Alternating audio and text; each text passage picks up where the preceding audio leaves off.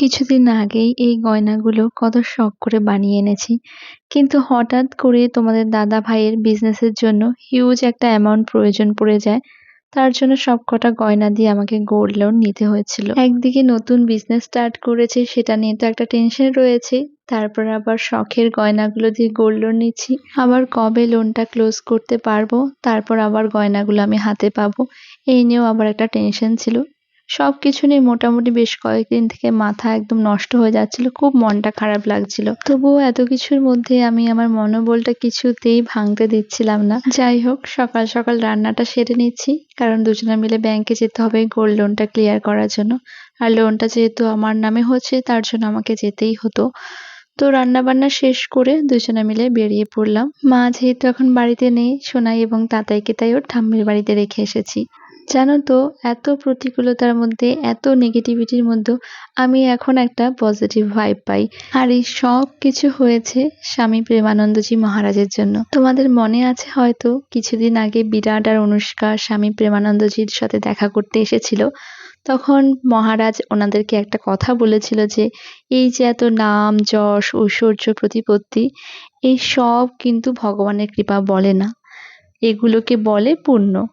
আর ভগবান যখন কৃপা করেন, তখন তোমার জীবনে নানা রকম বাধা বিপত্তি প্রতিকূলতা আসবে, এবং ভগবান নিজেই তোমাকে সেখান থেকে বের হওয়ার পথও দেখিয়ে দেবেন। কথাটা আমার একদম মনে গেঁথে গেছে।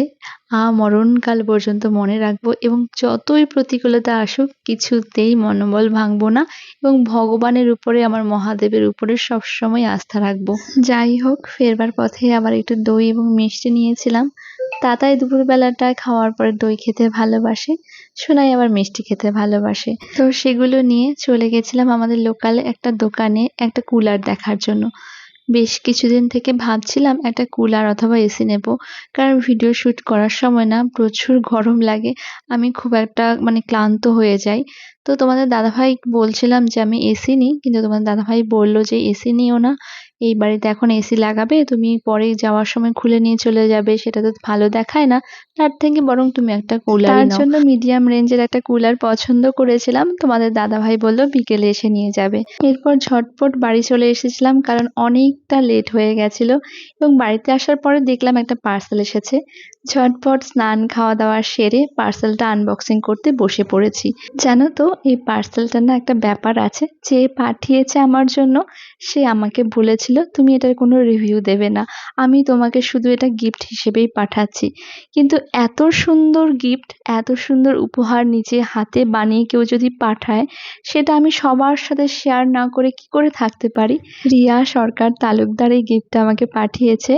অনেক দিন আগেও আমাকে মেসেজ করেছিল, দিদি ভাই তুমি যে ব্লাউজগুলো পরো সেগুলোর ডিজাইন আমার খুব ভালো লাগে, আমার অনেক দিন থেকে ইচ্ছে তোমাকে নিজে হাতে একটা ব্লাউজ বানিয়ে পাঠাবো। ডিজাইন থেকে শুরু করে ব্লাউজের মেটেরিয়াল সব কিছু ওর আইডিয়া। আর শুধু কিন্তু তাই নয়, জানো তো, আমি জাস্ট আন্দাজ করে আমার ওয়েস্ট, চেস্ট এবং স্লিভের মাপটা ওকে বলেছিলাম, শুধু সেইটুকু জেনেও এত নিখুঁতভাবে কাজটা করে পাঠিয়েছে, আমার কিন্তু আর কোনোভাবে ফিটিং করাতে হয়নি। এটা সব থেকে বড় ব্যাপার। কিছু কিছু মানুষের কাজ দেখবে মনে হয় মা সরস্বতী স্বয়ং যেন ওদের মধ্যে বিরাজ করছেন। দেখে ভালো লাগে যে ফেসবুকে জয়েন হওয়ার পর থেকে আমার এরকম অনেক মানুষের সাথে পরিচয় হয়েছে, ওদের সান্নিধ্যে আসতে পেরেছি, ওদের থেকে ভালোবাসা পেয়েছি। এরপরে একটু বৃষ্টি আসলো, বসে বসে কিছুক্ষণ বৃষ্টি দেখলাম, তারপর আরও কয়েকটা পার্সেল ছিল, সেগুলো আনবক্সিং করতে বসে পড়েছিলাম। কিন্তু আনবক্সিং করতে গিয়ে না মনটা ভীষণ খারাপ হয়ে গেল। দেখলাম যে জুয়েলারিগুলো পাঠিয়েছে, অনেকগুলো জুয়েলারি হয় খুলে গেছে, না হলে ভেঙে গেছে। তো তাকে আবার একটু মেসেজ করে বললাম। এরপরে কিভাবে আমি এটা দিয়ে প্রমোশন ভিডিও করব আমি আইডিয়া পাচ্ছিলাম না, কারণ সবগুলো প্রায় খুলে গেছিল। তো আবার বলল, দিদি কিছু খারাপ ভেবো না, আমি পরে আবার ভালো করে প্যাকিং করে পাঠাবো। এর মাঝে শোনায় আবার দেখলাম ওর ফ্রেন্ডের বার্থডের জন্য একটা সুতো দিয়ে কেক বানাচ্ছে, যেটা হয়তো ও ফেসবুক থেকে দেখেছে। আর ও ছোটোখাটো টুকটাক জিনিসগুলো বানাতে ভালোবাসে, বিশেষ করে বন্ধুদের জন্য বা বাড়ির কারোর জন্য নিজে হাতে গিফট বানাতে ভীষণ ভালোবাসে।